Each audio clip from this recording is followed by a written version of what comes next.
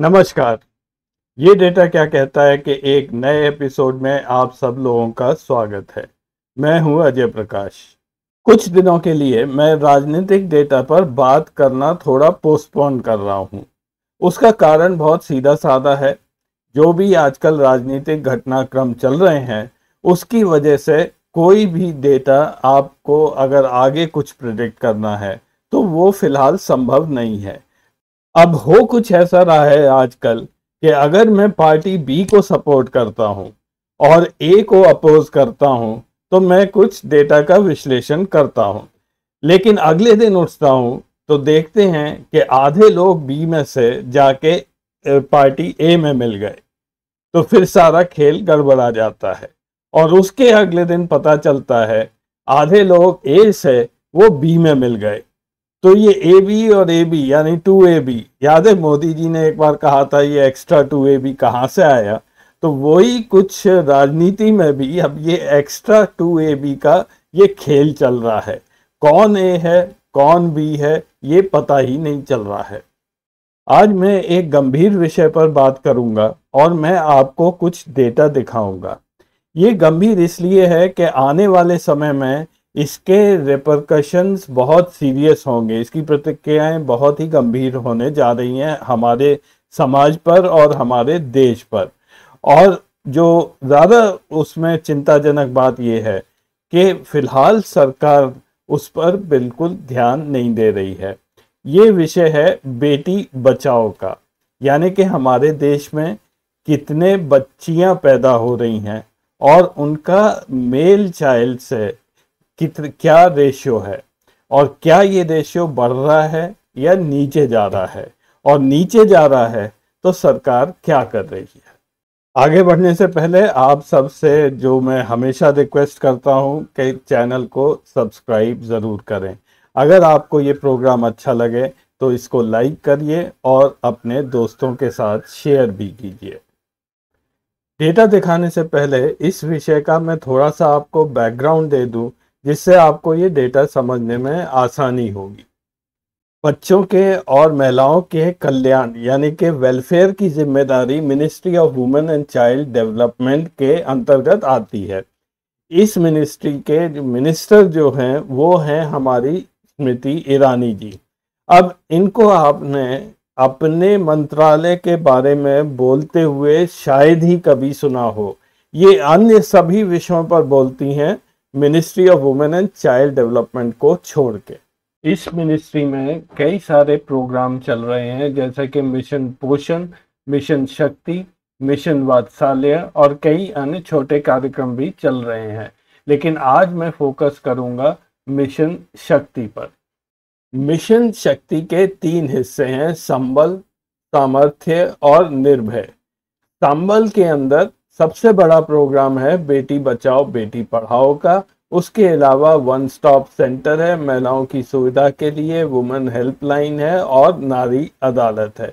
मैं अन्य विभागों की इस समय बात नहीं करूंगा क्योंकि ये प्रोग्राम केवल बेटी बचाओ के बारे में है। बेटी बचाओ बेटी पढ़ाओ प्रोग्राम हमारे देश में 2014 में मोदी जी की सरकार आने के बाद इसकी घोषणा की गई थी।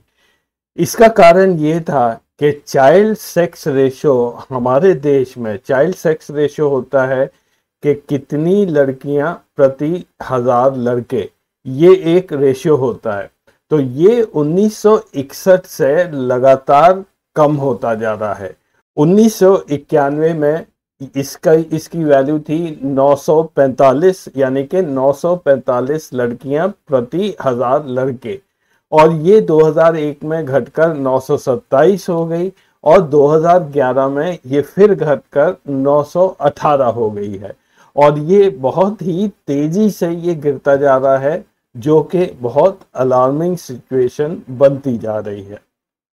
और चाइल्ड की परिभाषा है 0 से 6 साल के बीच के जितने भी बच्चे हैं। बेटी बचाओ बेटी पढ़ाओ स्कीम के 3 बड़े उद्देश्य हैं। सबसे पहला है gender based sex selective elimination, यानी कि बच्चा पैदा होने से पहले माँ बाप ये जानना चाहते हैं कि बच्चे का सेक्स क्या है। अब सरकार की तरफ से सब डॉक्टर्स को मना कर दिया गया है कि वो ऐसा टेस्ट नहीं करें, लेकिन ग्राउंड पर क्या रियलिटी है उसका कहना मुश्किल है। और दूसरा और तीसरा ऑब्जेक्टिव यही है कि गर्ल चाइल्ड यानी कि लड़कियों को सर्वाइवल का मौका दिया जाए, उनकी पढ़ाई की जाए और उनको सभी एक्टिविटीज़ में पार्टिसिपेट करने का मौका दिया जाए। बेटी बचाओ बेटी पढ़ाओ प्रोग्राम का उद्घाटन मोदी जी ने खुद हरियाणा में 22 जनवरी 2015 को किया था। पहले ये कुछ ही डिस्ट्रिक्ट्स में लागू की गई थी, फिर करीब 400 में ये लागू की गई और अब ये सारे देश के हर ज़िले में ये स्कीम अब लागू की जा चुकी है। अब एक नज़र ministry of women and child welfare के बजट पर। 2023-24 में इस मिनिस्ट्री का बजट है 25,449 करोड़ 25,449 करोड़। ये इससे पिछले साल से 6% ज़्यादा है, लेकिन ये याद रहे कि एवरेज इन्फ्लेशन पिछले साल 6.5% का था। मिनिस्ट्री के इस बजट का अगर आप ब्रेकअप देखेंगे तो मिशन शक्ति का अलोकेशन 3,144 करोड़ रुपए है, जो पिछले साल से 38% ज़्यादा है। देखने में ये काफ़ी अच्छा लगता है, लेकिन वो इसलिए संभव हो सका क्योंकि मिशन पोषण जो मिनिस्ट्री की फ्लैगशिप स्कीम है उसमें केवल 1% की वृद्धि की गई थी। बेटी बचाओ बेटी पढ़ाओ प्रोग्राम में मिशन शक्ति के बजट का लगभग 1/3 अलोकेशन होता है। इस वक्त ये करीब 1200 या 1300 करोड़ रुपए है। अब आप जो अगली स्लाइड है वो बहुत ध्यान से देखिएगा कि ये पैसा खर्च कैसे होता है। 2021 में पार्लियामेंट की standing committee on empowerment for women, उनका एक ऑब्जर्वेशन आया था कि 2016 से 2019 के बीच में लगभग 79% 79% बजट का वो एडवर्टाइजमेंट यानी कि मीडिया एडवोकेसी पर खर्च हो रहा था। कमेटी ने ये कहा कि इसकी ज़रूरत है कि मीडिया एडवोकेसी या एडवर्टाइजमेंट हो, लेकिन मिनिस्ट्री को कुछ ऐसे आंकड़े स्थापित करने चाहिए जिनको बाद में नापा जा सके कि वहाँ पर प्रोग्रेस हो रहा है या नहीं। ऐसे पैरामीटर्स जो लड़कियों की एजुकेशन और हेल्थ यानी कि शिक्षा और स्वास्थ्य को नापते हैं वो आज तक तो मिनिस्ट्री ने स्थापित नहीं किए हैं। अब आप ये देख लीजिए कि ये एड्स किस तरह के निकलते गए हैं। एक बार ये शब्द मीडिया एडवोकेसी भी समझ लीजिए ये क्या होता है। इस शब्द का अर्थ ये होता है कि सरकार बहुत सोच समझकर मास मीडिया का प्रयोग करे, जिससे उसके जो प्रोग्राम्स हैं, कार्यक्रम्स हैं और जो जन सुविधाएं हैं उनके बारे में लोगों को पता चले और वो इनका फ़ायदा उठा सकें। इसका ये मतलब नहीं होता है कि आप फुल पेज ऐड अखबार में प्रधानमंत्री का या चीफ मिनिस्टर का वो देने लगे। बेटी बचाओ बेटी पढ़ाओ के बारे में ये कुछ एड्स मैंने इंटरनेट से डाउनलोड किए हैं। इसमें शायद एक आध ही ऐड ऐसा है जिसमें इस स्कीम के बारे में बताया गया है और वो भी राज्य सरकार ने वो ऐड दिया है। केंद्र सरकार के जितने भी ऐड्स हैं उसमें प्रधानमंत्री जी की फोटो बड़े प्रोमिनेंट तरह से है और मैसेज उसमें कुछ भी नहीं है। अब ये ministry of women and child development शायद इकलौती ऐसी मिनिस्ट्री होगी जो अपने अलोकेटेड फंड्स पूरी तरह से इस्तेमाल भी नहीं कर पाते। ज़रा ये ग्राफ देखिए, लगातार 2016-17 के बाद इस मिनिस्ट्री ने अपने पूरे फंड्स का इस्तेमाल नहीं किया है। पहले -3%, -8%, कोरोना वाले साल में -36%, वो थोड़ा समझ में आती है, फिर -11 और पिछले साल -5%। अब ये बात तो सब लोग जानते हैं कि मोदी सरकार सरकारी नौकरियों में भर्तियां नहीं कर रही है। वहाँ पे कई वैकेंसीज बनी हुई हैं। सबसे ज़्यादा उसका affect ministry of women and child development पर पड़ा है। कुछ वैकेंसीज इस मिनिस्ट्री की मैं यहाँ दिखा रहा हूँ। Child development project officer 31% vacancies हैं, supervisor 33%, anganwadi worker 5%, anganwadi helper 8%। अब ये सब वो लोग हैं जो फील्ड में जाते हैं। ये आंगनवाड़ी वर्कर गांव-गांव जाके माँ और बच्चे की सेहत का ध्यान रखते हैं, उनको टीके लगाते हैं, उनकी हेल्थ का के ऊपर नज़र रखते हैं। इस कैटेगरी में अगर नौकरियां कम होंगी तो ये बड़ी नेचुरल बात है कि हमारे गांव में और जो दूर के क्षेत्र हैं वहाँ पर बच्चे और माँ दोनों के स्वास्थ्य पर असर पड़ेगा। और ये आता है सब कुछ पोषण के अंदर, जो पोषण वाला सेक्शन है इस मिनिस्ट्री का। और इसका बजट जैसे आपने देखा केवल 1% बढ़ाया गया है। तो वो इसीलिए है कि वहाँ पर मैन पावर कम होती जा रही है। अब निर्भय फंड बना था वुमेन सेफ्टी के लिए, उसका भी आप हाल देख लीजिए। ये एनसीआरबी का डेटा है 2014 से 2020 तक। ये सीधे सीधे ये दिखाता है कि क्राइम अगेंस्ट चिल्ड्रन, बच्चों के खिलाफ जो क्राइम है उसमें बढ़ोतरी हुई है 2019 तक। 2020 में ये कम हुआ है। इसी तरह क्राइम अगेंस्ट वुमेन, जो महिलाओं के खिलाफ क्राइम है, वो भी बढ़े हैं 2019 तक। तो इस मिनिस्ट्री की समरी कुछ इस प्रकार है। एक तो यहाँ पे फंड्स का यूटिलाइजेशन नहीं होता है, ये अंडर यूटिलाइज रहते हैं। दूसरा, महिलाओं और बच्चों में एनीमिया फैल रहा है, मैल न्यूट्रिशन है। इसी तरह से बेटी बचाओ बेटी पढ़ाओ के भी फंड्स पूरी तरह यूज नहीं हो रहे हैं, ना ही निर्भय फंड का पैसा वो इस्तेमाल किया जा रहा है। और उधर क्राइम अगेंस्ट वुमेन और चिल्ड्रन 2019 तक तो बढ़ रहा था। लेटेस्ट डेटा मेरे को अभी चेक करना है। ये सारा डेटा आपको इस सोर्स से मिल जाएगा, पीआरएस लेजिस्लेटिव रिसर्च में demand for grants 2023-24 analysis, ministry of women and child development. अब लास्ट के सेक्शन में बात करते हैं सेक्स रेशियो की, चाइल्ड सेक्स रेशियो, जो कि एक गंभीर इश्यू बना हुआ है।